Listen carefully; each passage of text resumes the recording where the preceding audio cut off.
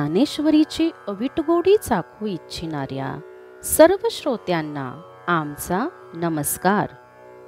सर्व श्रोत्यांनी पूर्ण चित्त एकवटून ध्यानस्थ बसून डोळे मिटून शांतपणे ज्ञानेश्वरीच्या ओव्यांचा आस्वाद घ्यावा ही नम्र विनंती. अध्याय 18 सर्व गीतार्थ संग्रहयोग, भाग 25, ओवी क्रमांक 1201.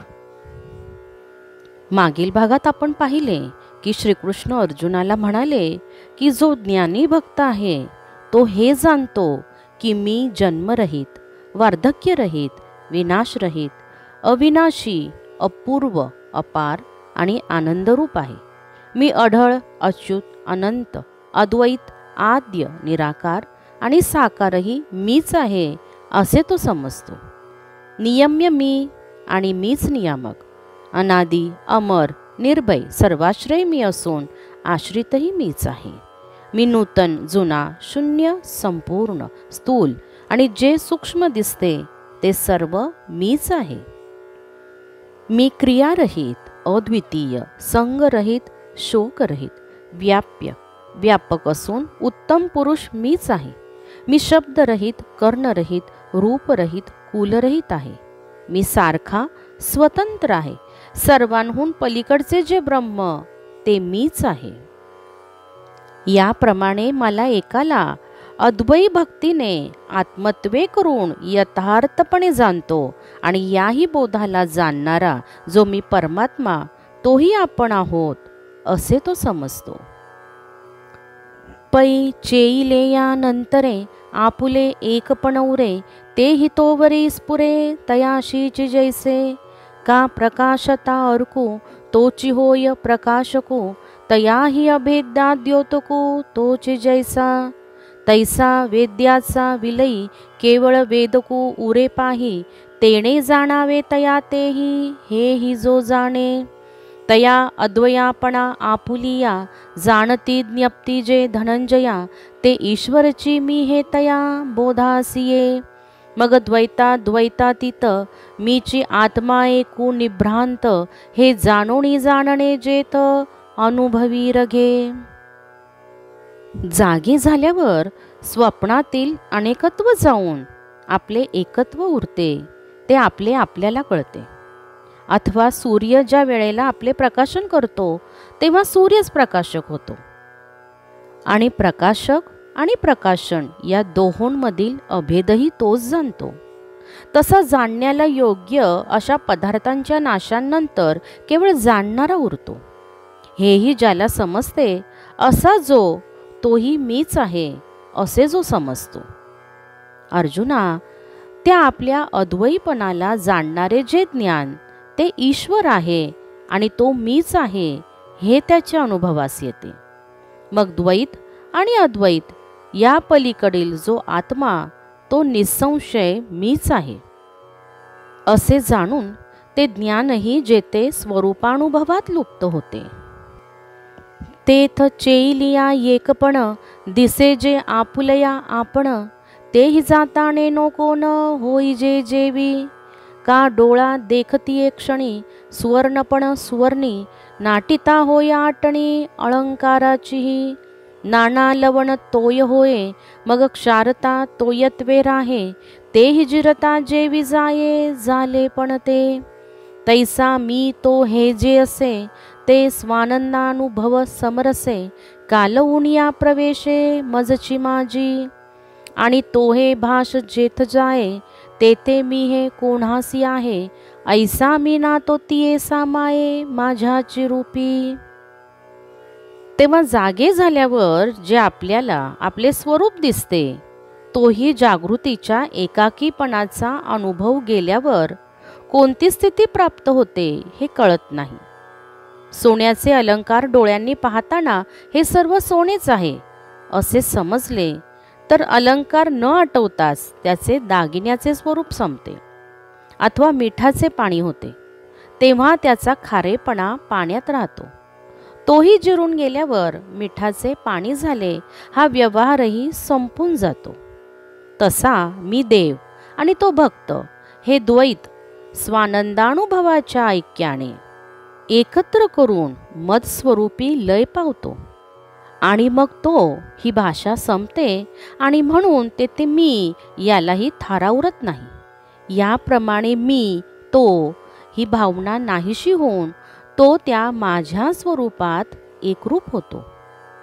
जेव्हा कापूर जळो सरे तयाची नाम अग्निपुरे मग उभयाती तौरे आकाश जेवी का धाडलिया एकाएको वाढे तो शून्य विशेखू तैसा आहे नाहीचा शेखू मीची मगाथी तेत ब्रह्मा आत्मा ईशू यया बोला मोडे सौरसू न बोलणे याही पैसू नाही तेथ न बोलणेही न बोलोनी ते बोलिजे तोंड भरुणी जाणीव नेणीव नेणोनी जाणीजे तेत बुजिजे बोधू बोधे आनंदू घेपे आनंदे सुखवरी नुसदे सुखची भोगिजे तेत लाभू जोडला लाभा प्रभा आलिंगिली प्रभा विस्मयो बुडाला उभा विस्मया माझी.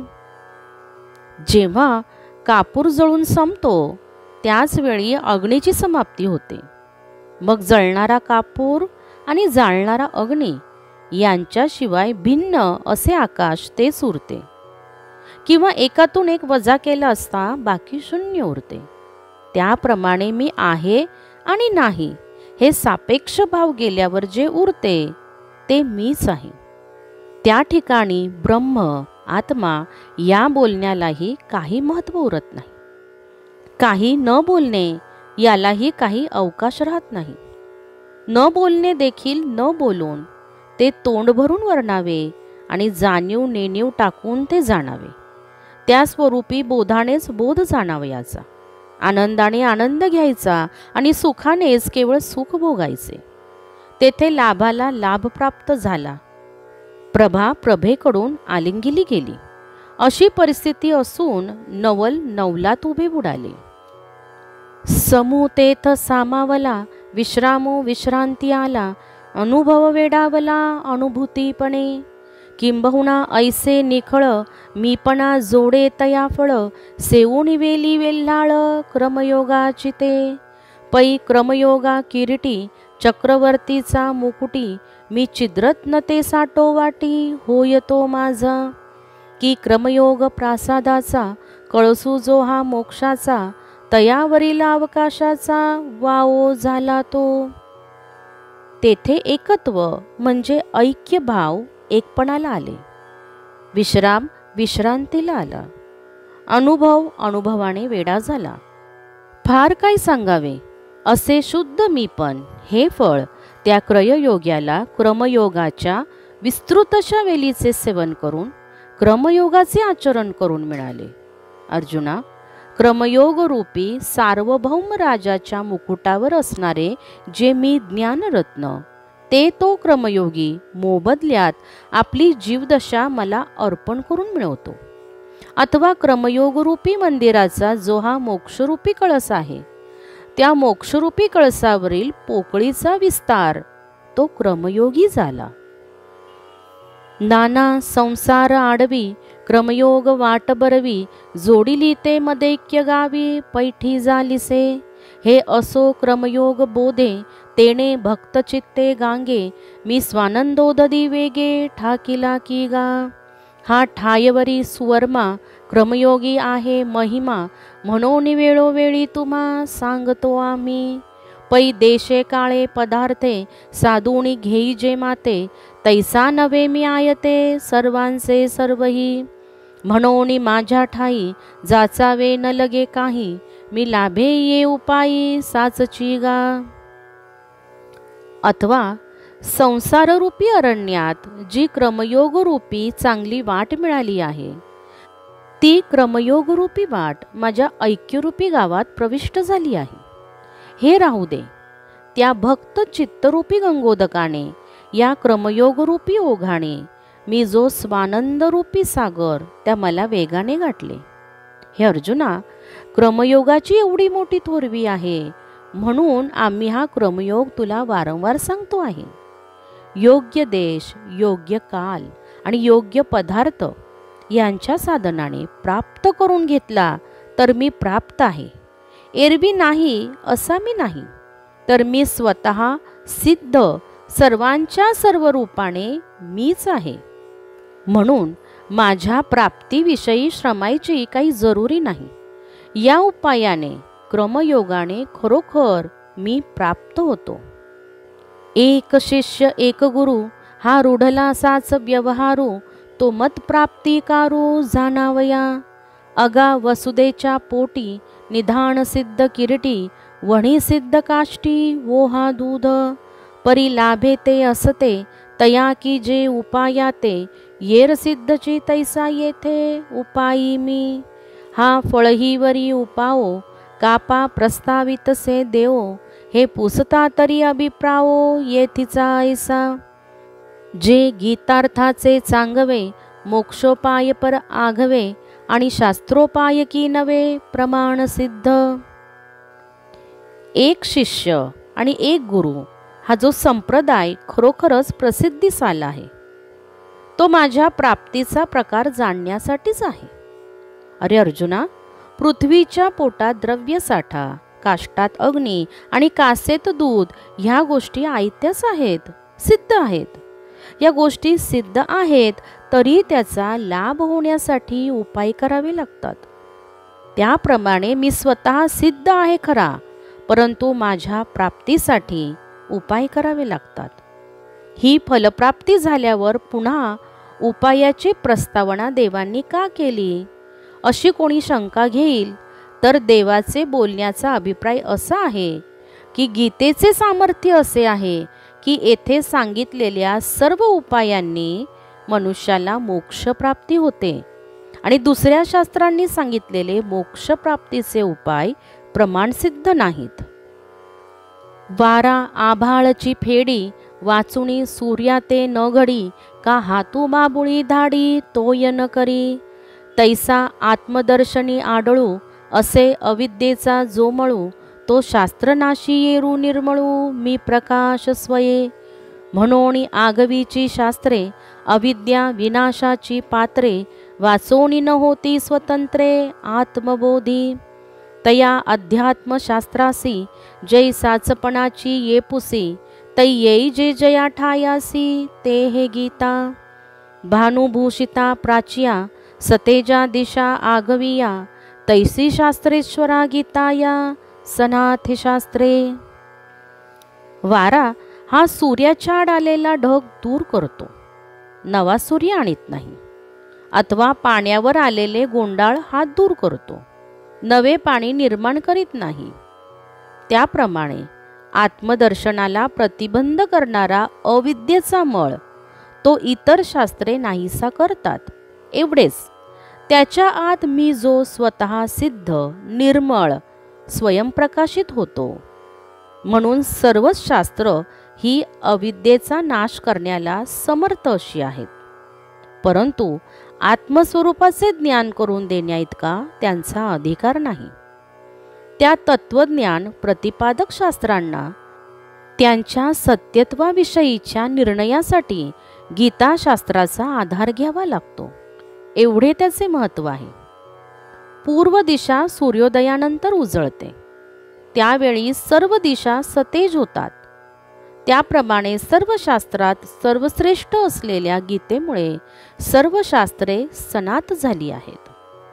हे असो येणे शास्त्रेश्वरे, मागा उपाय बहुवे विस्तारे, सांगितला जैसे करे घेओ ये आत्मा. परी प्रथम श्रवणासवे, अर्जुना विपाये हे फावे, हा भाव सकणवे धरुणी श्रीहरी. तेची प्रमेय एक वेळ, शिष्यी हो आवया अढळ, सांगतसे मुकुळ मुद्रा आता. आणि प्रसंगे गीता ठावोई हा संपता, म्हणून दावी आद्यंता एकार्थ तत्व. जे ग्रंथाच्या मध्यभागी नाना अधिकार प्रसंगी, निरूपण नेगी सिद्धांती केले. मागे यापूर्वी भगवान श्रीकृष्णांनी आत्मप्राप्ती करून घेण्याचे अनेक उपाय विस्ताराने सांगितले आहेत. परंतु प्रथम एकदा श्रवण केल्यावर अर्जुनाला समजेल किंवा नाही हा भाव करुणाधन अशा श्रीहरींने मनात धरून तोच अर्थ शिष्याच्या चित्तात दृढपणे ठसावा म्हणून देवांनी पुन्हा एकदा स्पष्ट करून सांगितला. हा गीता समाप्तीचा प्रसंग असल्याने त्या प्रसंगानुसार आरंभापासून अंतापर्यंत एकाच अर्थाचे प्रतिपादन आहे हे श्रीकृष्ण दाखवित आहेत. या गीता ग्रंथाच्या आरंभ आणि शेवट यांच्या मध्यभागी विविध अधिकार प्रसंगी भिन्न भिन्न सिद्धांत मांडून जे निरूपण केले तेव्हा हे सर्व सिद्धांत या शास्त्राचे मूळ निवडक सिद्धांत आहेत असे कोणी मागच्या पुढच्या संदर्भाचा विचार न करता म्हणेल, तर महासिद्धांताच्या अभिप्रायात अनेक सिद्धांताच्या बाजू अंतर्भूत आहेत असे सिद्ध करून त्या प्रारंभीच्या सिद्धांतानेच ग्रंथाची समाप्ती करीत आहेत.